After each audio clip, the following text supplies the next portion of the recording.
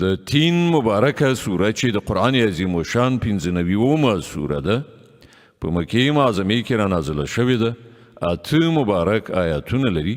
تلاوت او پښتو ترجمه یې له لومړي آیت څخه اورئ. اعوذ بالله من الشیطان الرجیم.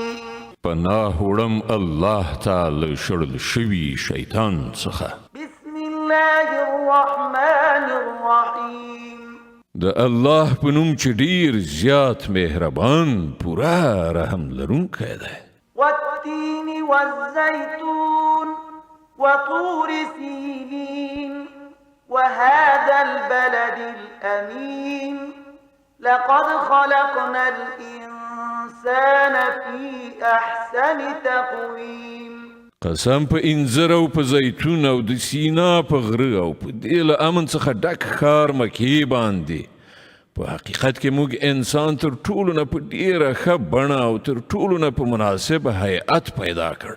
ثم رددناه أسفل سافلين إلا الذين آمنوا وعملوا الصالحات فلهم أجر غير ممنون.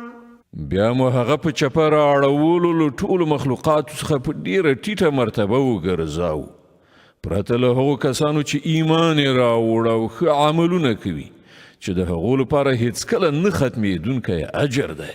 فما يكذبك بعد بالدين أليس الله بأحكم الحاكمين.